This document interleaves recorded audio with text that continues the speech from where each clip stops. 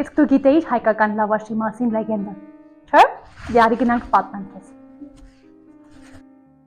Ըստ ավանդույթի հին Հայաստանում մի արք է եղել Արամ անունով, ով կռվի ժամանակ գերի է ընկել ասորած թագավոր Նաբուկոդոնոսորին։ Նաբուկոդոնոսորը նրան հրամայում է, ասում է. պետք է 10 օր սոված մնաս, 11-րդ օրը կմրցենք նետաձգությամբ։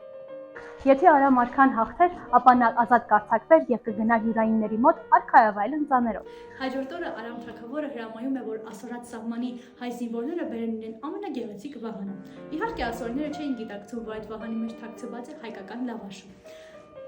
Նաբուկոդոնոսոր թագավորը մտածում է, որ 10 օր շարունակ եթե սոված մնա, Արամ թագավորը կպարտվի։ Բայց իհարկե հայերը նրան ամեն օր ուղարկում են մեկ զրահի մեջ թաքցված հաց։ Եվ իհարկե լավաշ ուտում է եւ կարողանում է 11-րդ օրը մրցել եւ հաղթանակ տանել։ Եվ երբ որ արքայավայր նվերներով Արամ թագավորը վերադառնում է հայրենիք, հրամայում է, որ չաղլիկ հացերի փոխարեն արդեն թխեն։